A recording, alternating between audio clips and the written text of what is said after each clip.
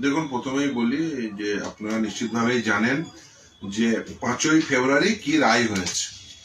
সেখানে রাজ্য সরকারি কর্মচারীদের ডিএ যে লিগালি এনফোর্সেবল রাইট সেটা প্রমাণিত হয়েছে, এবং স্টেট গভর্নমেন্ট এমপ্লয়িজদের সেই রাইট অ্যাপ্রুভ হওয়ার পরে সুপ্রিম কোর্ট নির্দিষ্টভাবে একটি এন্ট্রিম অর্ডার, যেটা 16ই মে 2025-এ দিয়েছিলেন, যে 25% এরিয়ার ডিএ সেটা মিটিয়ে দিতে হবে, ইমিডিয়েটলি মিটিয়ে দিতে হবে। কারণ সেই নির্দেশটি কোর্ট করে উইদিন ইনভাইটেড কমা সেই নির্দেশটাকে কোর্ট করে দিয়েছে 16ই মে নির্দেশটি অর্ডার বলে। তারপরে তার পরের লাইন বলেছে, interim directions issued as herein above shall be complied with immediately. That's the most important word, immediately. তারপরে প্যারাগ্রাফ 59.5 তারপরে স্টার্ট হচ্ছে 59.4-এ নির্দিষ্টভাবে বলে দিয়েছে 25% সেই ইন্টারিম নির্দেশ, অন্তর্বর্তীকালীন নির্দেশ যেটি ছিল এরিয়া ডে, সেটা ইমিডিয়েটলি পালন করতে হবে। ফলে সেই নির্দেশ এখনো পালিত হলো না, 7 দিন পেরিয়ে যাওয়ার পরেও আজকে 8ম দিন।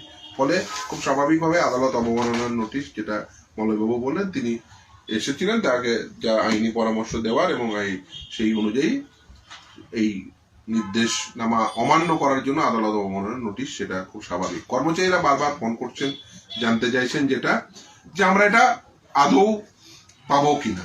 নিশ্চিতভাবে আপনি পাবেন, তার কারণ আদালতের এই নির্দেশ সেটি রয়েছে, এবং এই নির্দেশ টাইম বাউন্ড ম্যানারে বলা আছে। তার কারণ আপনারা দেখেছেন, পড়েছেন, জেনেছেন, বুঝেছেন যে 6 মার্চের মধ্যে হাই পাওয়ার্ড কমিটি তৈরি করতে হবে, ইমিডিয়েটলি 25% এরিয়া দিয়ে। তারপরে একটা হাই পাওয়ার্ড কমিটি, এবং তারা ঠিক করবে টোটাল অ্যামাউন্ট কত দিতে হবে এবং কতগুলো ইনস্টলমেন্টে দিতে হবে, সেটা 6 মার্চ। এবং ফার্স্ট ইনস্টলমেন্ট, কমিটি নির্ধারিত ফার্স্ট ইনস্টলমেন্ট, সেটা পেমেন্ট করতে হবে 31 মার্চের মধ্যে। আর কমপ্লায়েন্স রিপোর্ট, স্ট্যাটাস রিপোর্ট, সেটা জমা দিতে হবে 15 এপ্রিল 2026। ফলে খুব পরিষ্কার যে আদালতের নির্দেশ না মেনে কোথাও যেতে পারবেন না এই সরকার। টাইম বাউন্ড ম্যানারে এই নির্দেশ পালন করতে হবে, এবং কর্মচারীদের যে আইনসঙ্গত অধিকার, সেই অধিকার মোতাবেক তাদের প্রাপ্য অধিকার মিটিয়ে দিতে হবে। 25% এরিয়া দিয়ে ইমিডিয়েটলি, বাকি 75% কমিটি নির্ধারিত ইনস্টলমেন্ট ওয়াইজ মিটিয়ে দেবেন। কর্মচারীদের এই অধিকারকে কেউ খর্ব করতে পারেন না।